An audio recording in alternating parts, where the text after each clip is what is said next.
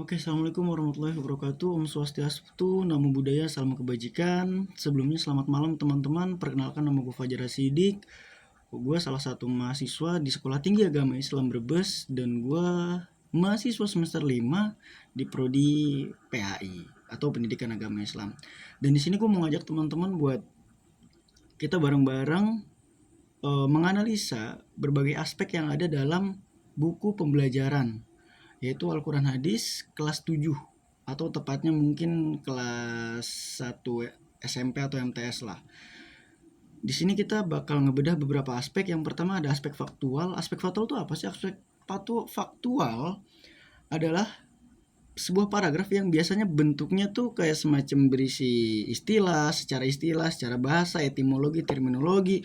Kemudian juga berdasarkan nama biasanya, kemudian tanggal dan tahunnya gitu loh teman-teman. Kemudian aspek yang kedua adalah aspek konseptual. Konseptual itu apa sih?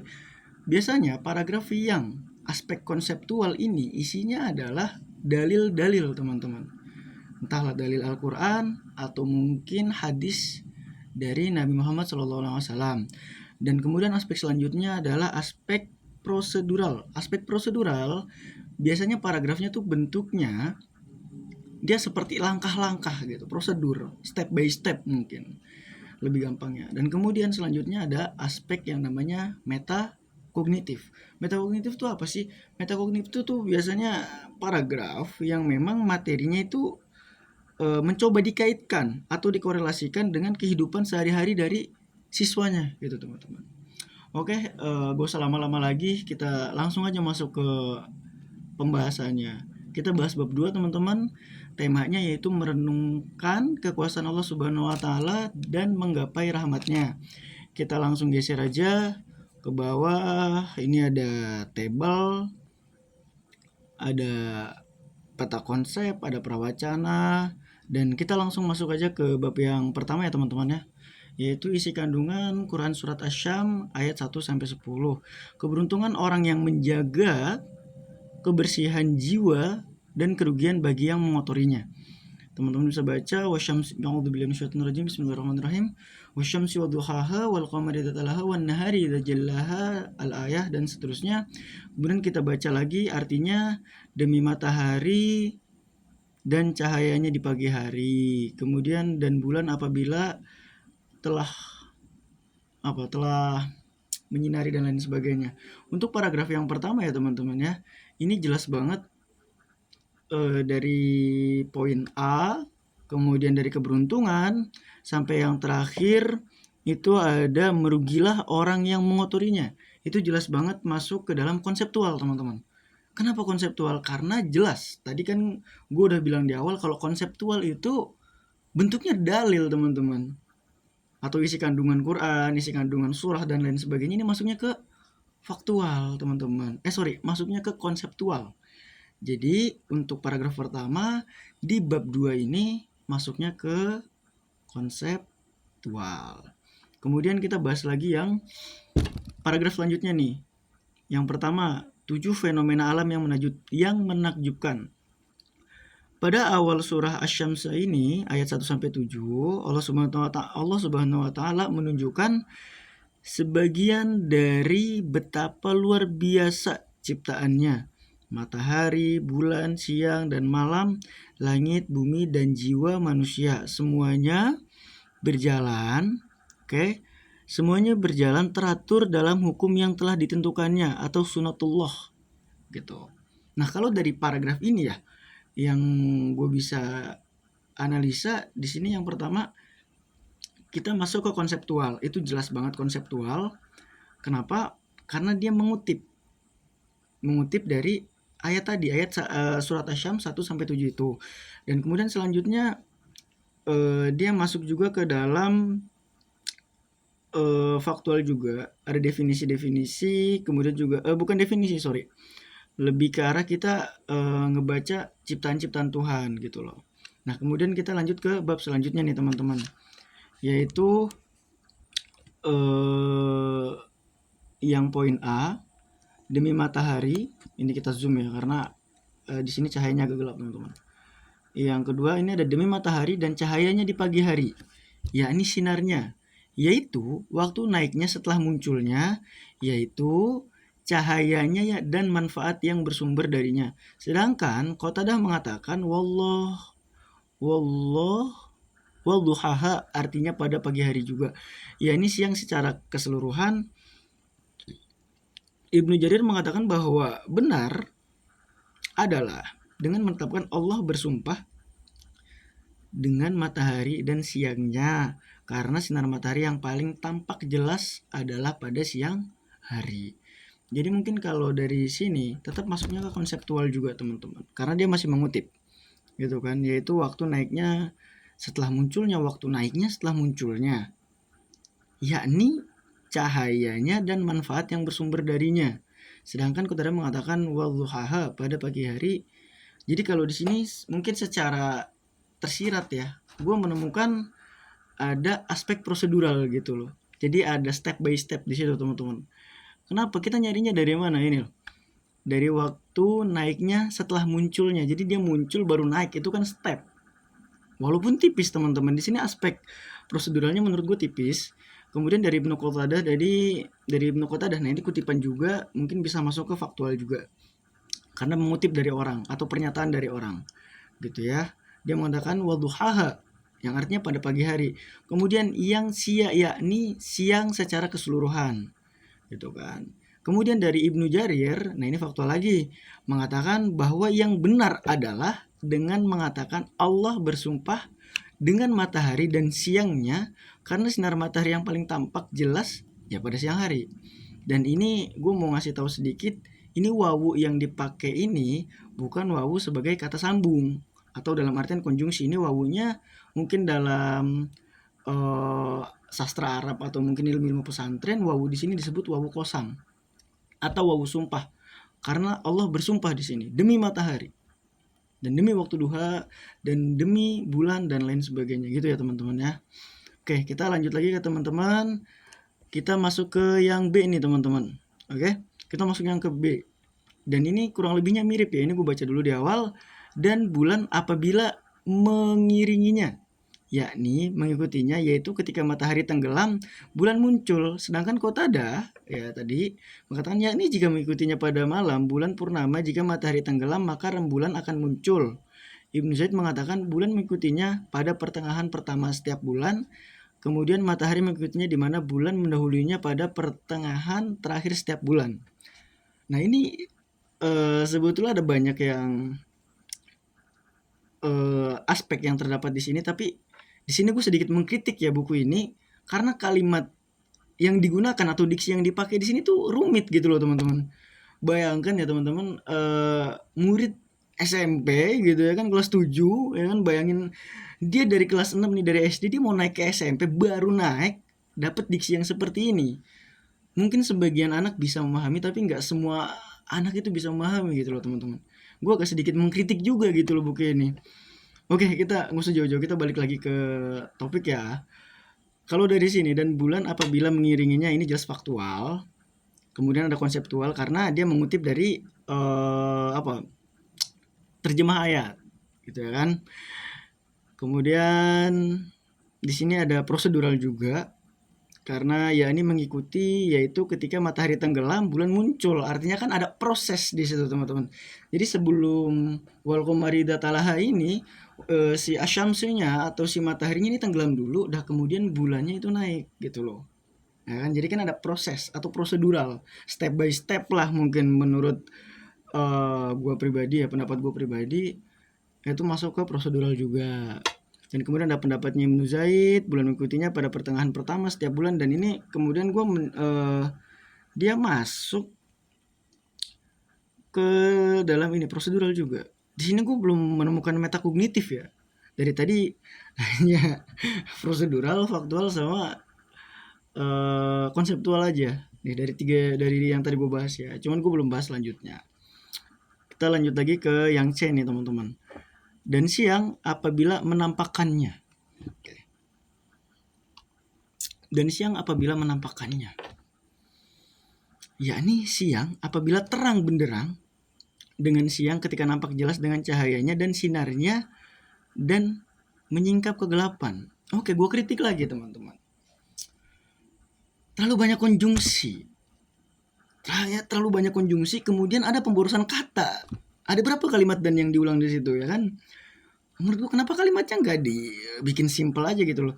Dan siang apabila menampakkannya, ya ini siang apabila terang benderang, dengan siang ketika nampak jelas dengan cahayanya dan sinarnya dan menyingkapinya. Kegelapan, maksudnya terlalu banyak konjungsi di situ. Dua kali kata dengan, dua kali kata dan, terlalu rumit lah. Kita gunakan coba mungkin buat autor atau penulis buku ini bisalah menggunakan diksi-diksi yang mungkin lebih ramah buat teman-teman atau adik-adik kita di MTS. Kita balik lagi, kita bahas, kita analisa aspek pengetahuan yang ada di paragraf ini ya. Yang pertama jelas itu konseptual, karena tadi kalimat dan siang apabila menampakkannya itu diambil dari terjemah surat Asy-Syams itu teman-teman. Apabila terang benderang dengan siang ketika nampak jelas dengan cahayanya. Kalau ini nggak ada prosedural teman-teman, tapi lebih ke arah faktual gitu loh. Karena fakta.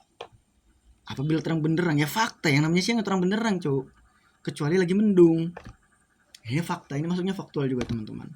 Kita bahas lagi, kita lanjut yang kedua. Dan malam apabila menutupinya, yakni jika malam menutupi matahari, yaitu saat matahari terbenam sehingga seluruh ufuk menjadi gelap.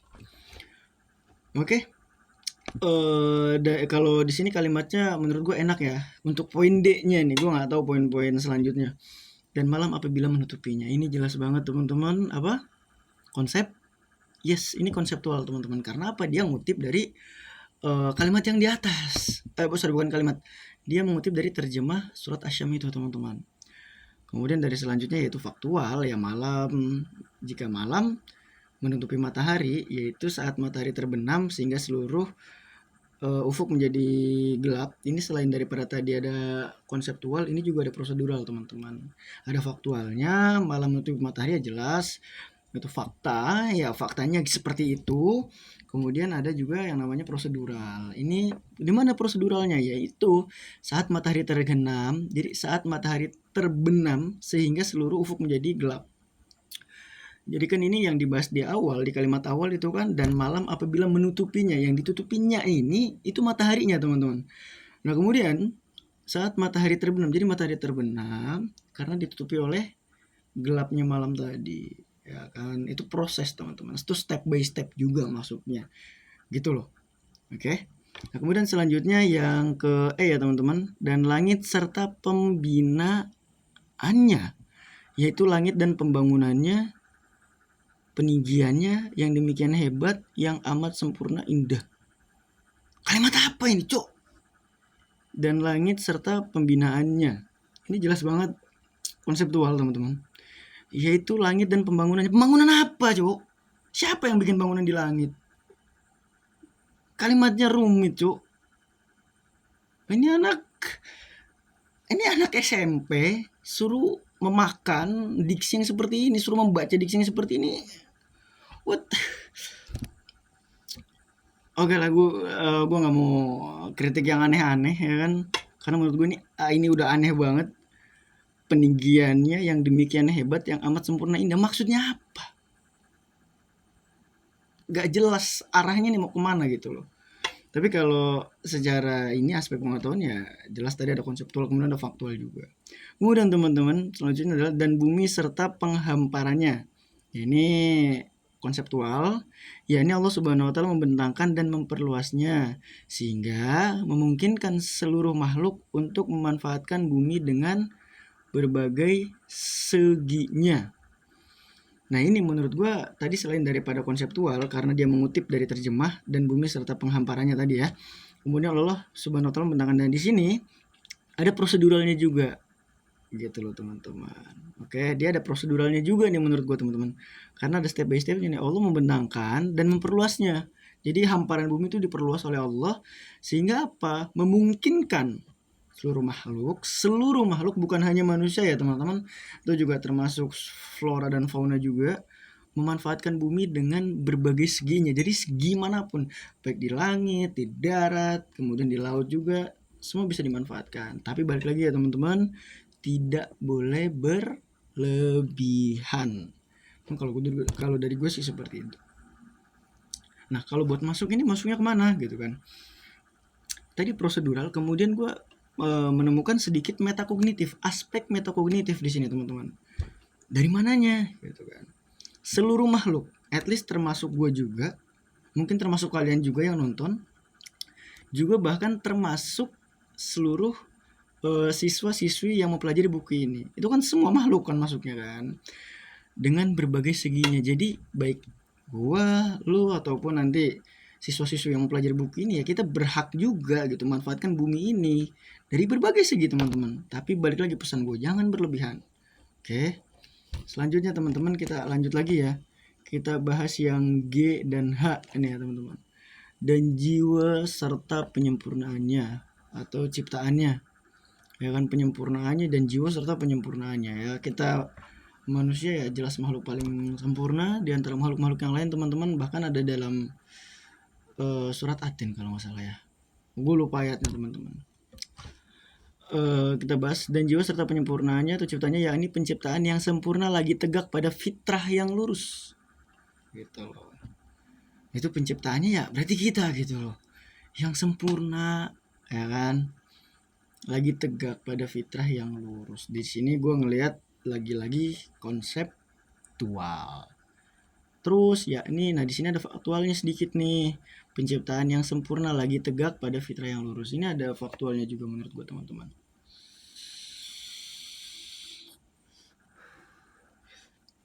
Kita bahas lagi, kita masuk yang H.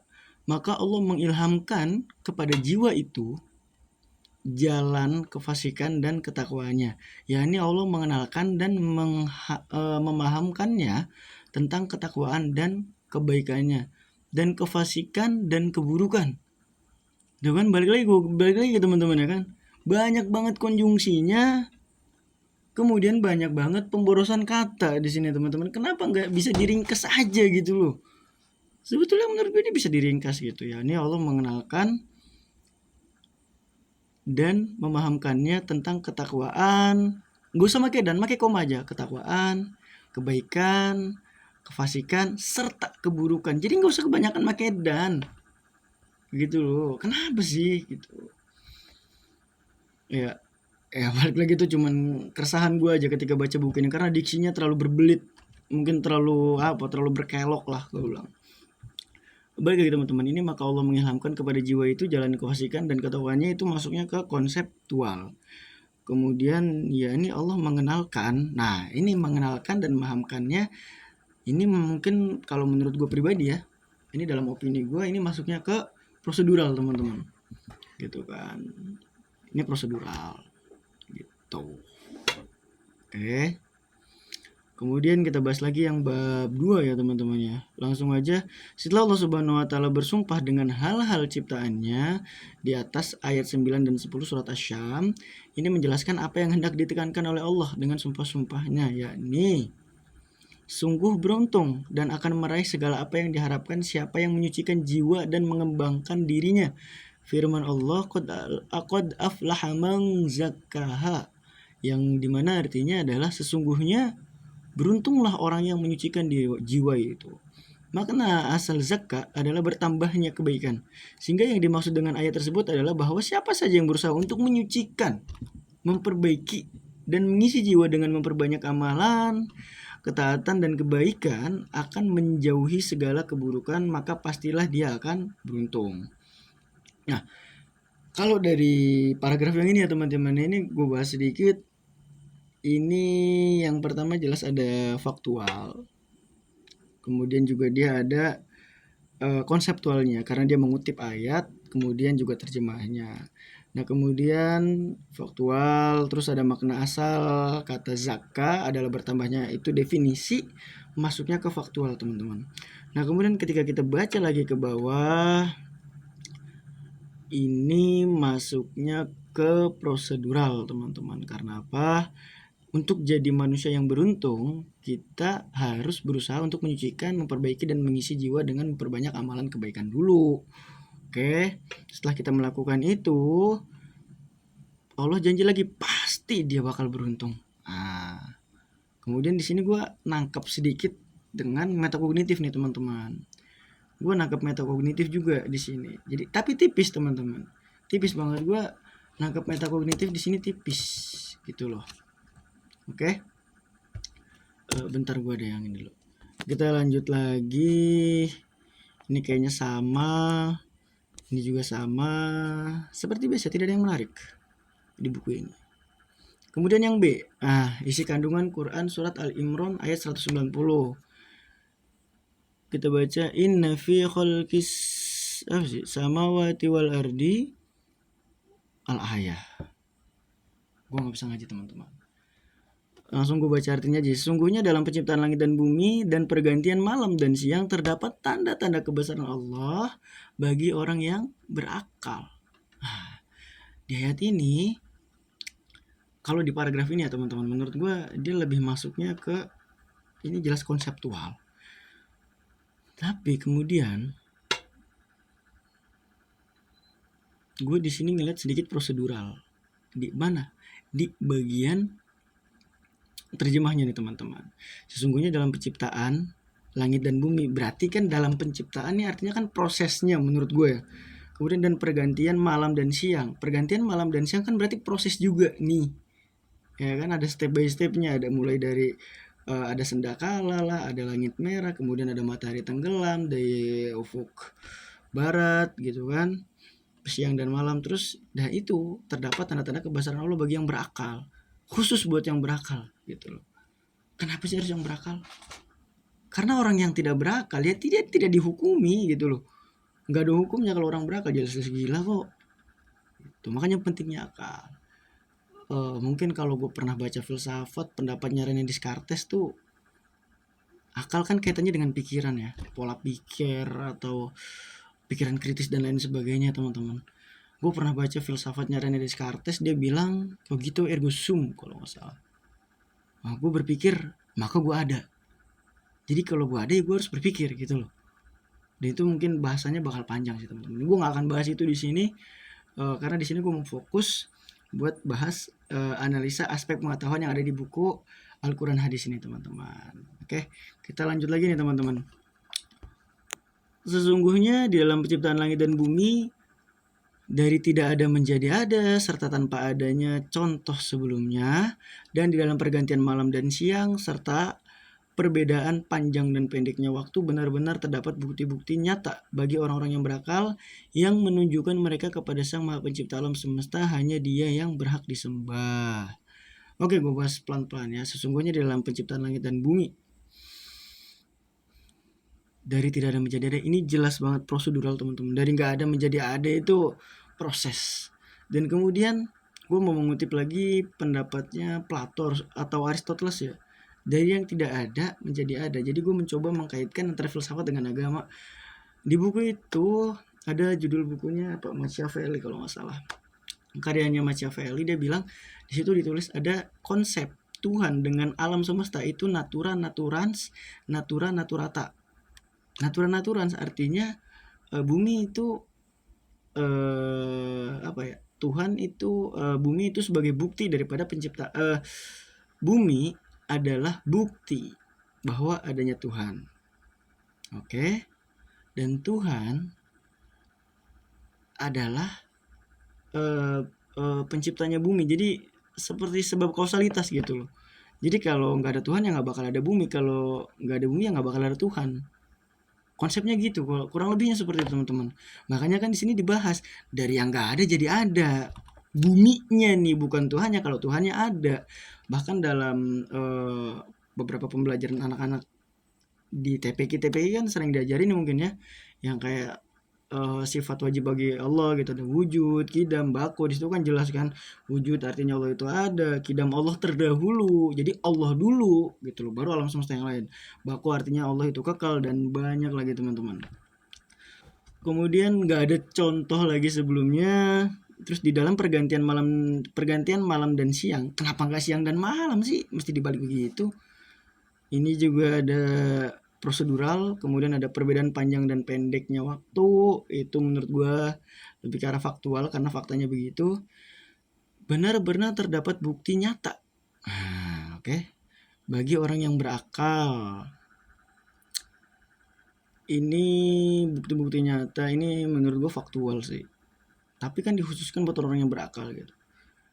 Berakal sehat lagi ya kan. Kemudian yang menunjukkan mereka kepada Sang Maha Pencipta alam semesta. Hanya Dia yang berhak disembah. Ini kalimatnya agak sedikit rumit teman-teman menurut gue. Kemudian kita bahas lagi. Buya Hamka dalam tafsir Al-Azhar menjelaskan melalui surat Ali Imran ayat 190 Allah mengarahkan hambanya, hamba Allah ya. Ini kalimatnya di sini itu rujuknya ke Allah ya teman-teman. Untuk merenungkan alam, langit, dan bumi.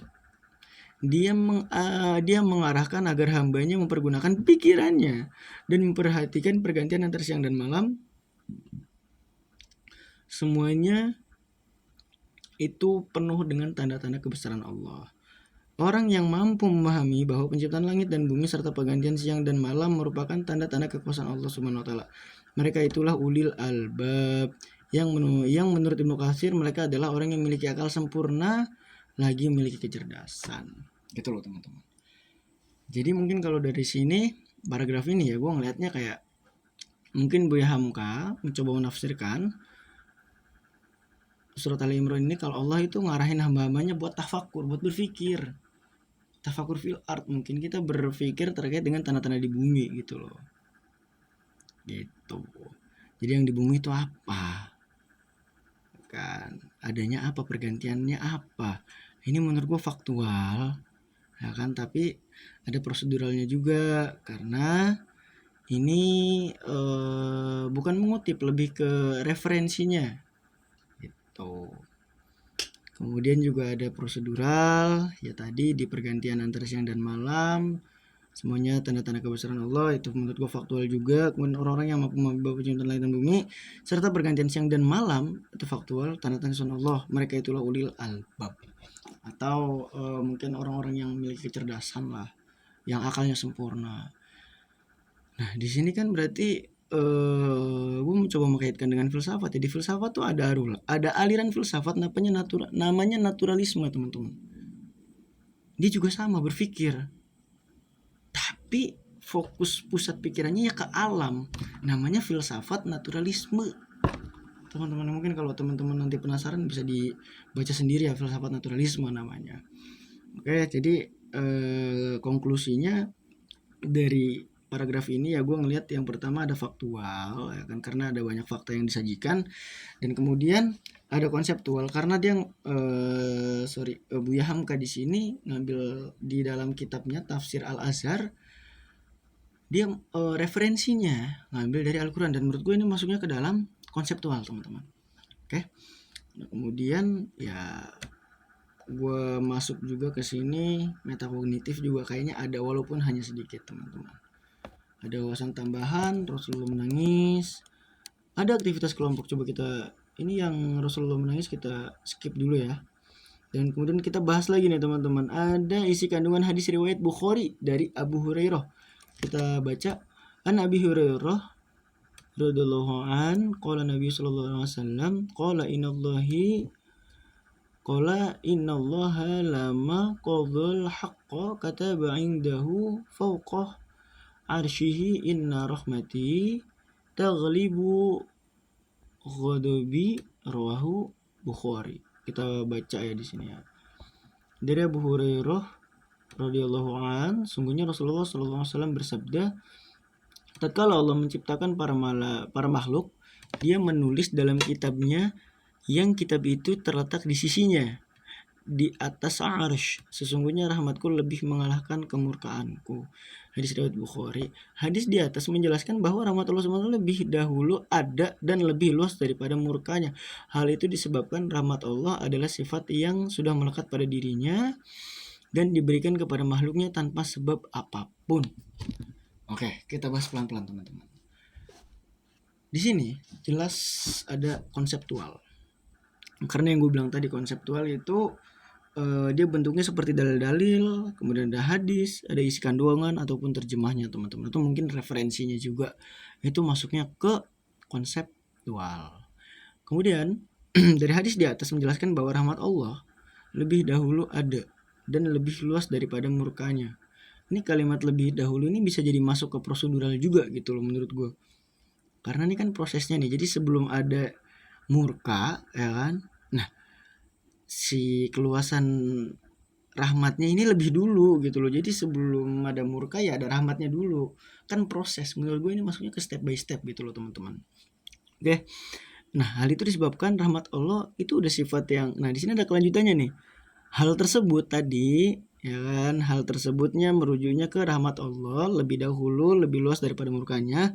Itu disebabkan Allah subhanahu wa ta'ala, disebabkan oleh rahmat Allah subhanahu wa ta'ala itu sifat yang udah melekat pada diri Allah, pada Allah, dan Allah memberikan rahmat itu kepada makhluknya tanpa sebab apapun. Makanya mungkin kalau teman-teman baca quotes yang ada di TikTok atau apa, ya kan, biasanya pelaut-pelaut bilang, jika cobaanmu seluas kapal maka ingatlah rahmat Allah itu seluas lautan, mungkin kalimatnya begitu ya. Ini mungkin itu referensinya dari sini. Quotes tadi mungkin referensinya dari hadis Bukhari ini gitu loh teman-teman. Oke, selanjutnya kita bahas ke aktivitas kelompok ya teman-teman. Dalam Al-Quran maupun hadis banyak kita mendapat penjelasan bla bla bla bla bla bla. Langsung aja ke tugasnya. 1. Bagilah kelas kamu menjadi beberapa kelompok dengan anggota 3-4 orang.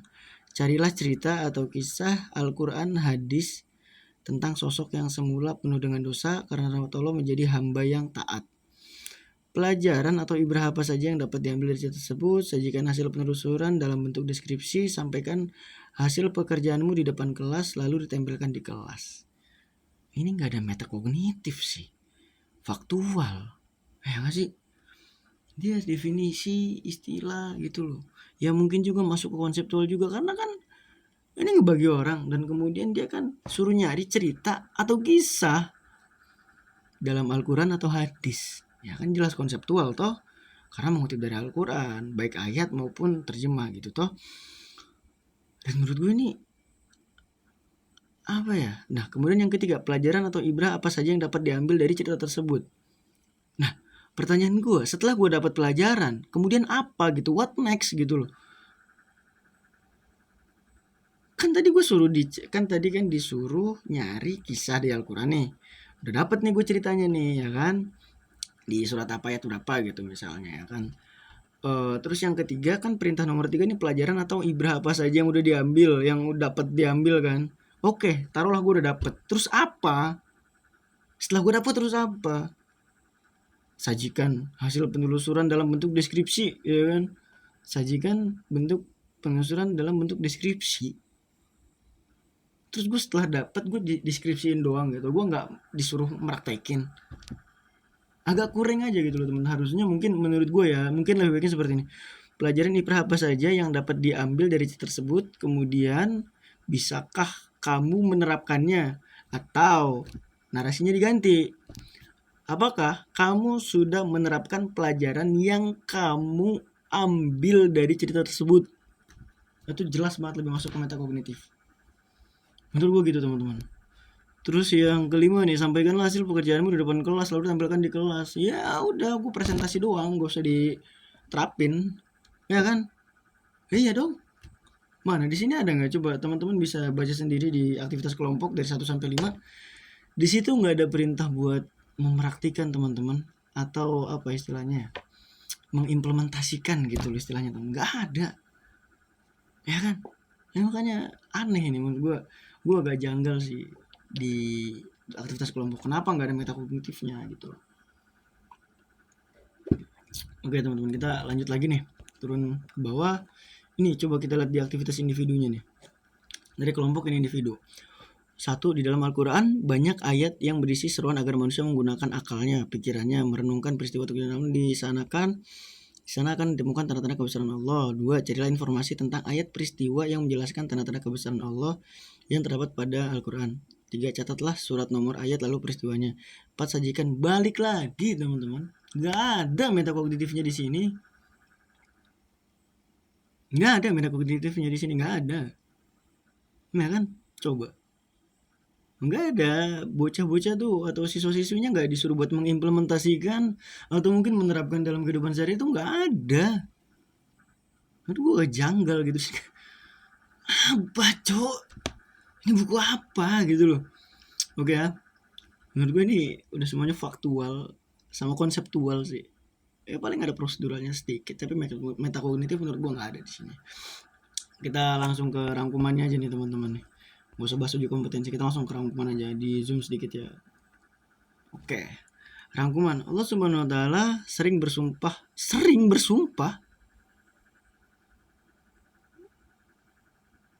atas nama ciptaannya sebelum memberikan peringatan kepada manusia. Sering bersumpah. Kok gue agak ngeganjel ya, walaupun benar ya, walaupun taruhlah itu misalnya benar, tapi kok menurut gue agak ngeganjel gitu.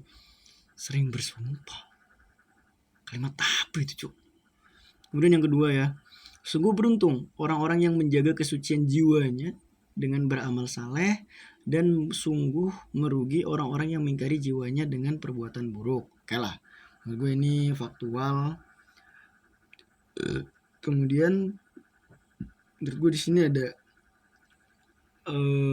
apa ya, konseptual juga, karena menurut gue ini referensinya diambil dari terjemah tadi. Kemudian ada metakognitifnya nih sedikit nih teman-teman. Jadi dari sini seolah-olah diksi ini atau narasi ini mau menyampaikan ke para audiens atau bukan para audiens, para pembacanya gitu loh, para penikmat buku inilah. Dia mau nyampein kalau orang yang beruntung ya orang yang jaga kesucian jiwanya gitu loh. Jadi mudah-mudahan dengan dia membaca ini dia bisa tersadarkan gitu loh, sehingga kalau gue mau jadi orang yang beruntung ya gue harus berbuat baik gitu loh, gue harus beramal soleh, gue harus jaga kesucian jiwa gue dengan cara apa ya, tadi beramal soleh tadi. Nah terus kan ada peringatan lagi nih ya kan, udah dinasihatin lah ibaratnya, ditegur. Dan sungguh merugi orang-orang yang mengotori jiwanya dengan perbuatan buruk. Oke, selanjutnya yang ketiga nih teman-teman, semua ciptaan Allah dan peristiwa alam merupakan tanda kebesaran dan kekuasaan Allah bagi hamba yang berakal sehat. Ini menurut gua faktual sih. Ini faktual. Karena fakta yang disajikan itu fakta. Ada istilah dan lain sebagainya. Kemudian menurut gua juga apa ya? Ini mungkin agak sedikit prosedural ya. Kan ada peristiwa ciptaan Allah, peristiwa bagi hamba yang berakal sehat. Ini agak rancu nih kalimatnya menurut gue teman-teman, agak membingungkan buat kita analisa aspeknya. Nih aspek masuk aspek yang mana, ini agak membingungkan menurut gue teman-teman. Selanjutnya kita bahas yang keempat ya teman-teman ya. Tiada alasan untuk berputus asa dari rahmat Allah Subhanahu wa taala. Seberapa besar dan banyaknya dosa atau kesalahan yang pernah dilakukan manusia, asal dia mau bertobat, pasti Allah Subhanahu wa taala akan mengampuninya. Oke ya teman-teman ya. Clear ya? Jadi di sini menurut gue masuknya ke prosedural, ya kan? Ini masuk ke meta juga. Oke, dia ada faktualnya juga karena ada fakta yang disajikan di situ. Kemudian proseduralnya dari mana? Ya di sini. Ya kalau proseduralnya, dia Allah akan mengampuninya dari banyaknya dosa yang pernah dilakukan manusia.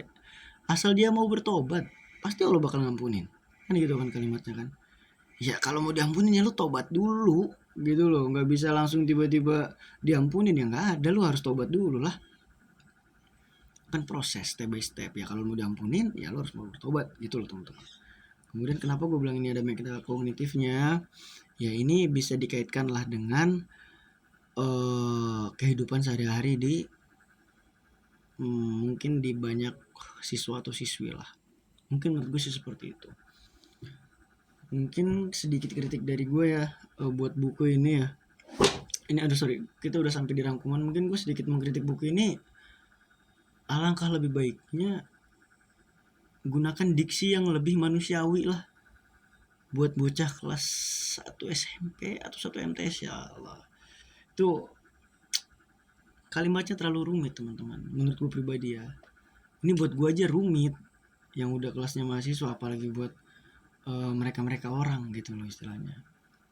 Kemudian kalau bisa jangan pakai pemborosan kata lah, kalimatnya jangan belibet gitu, langsung intinya aja, gak usah pemborosan kata, konjungsinya jangan banyak-banyak.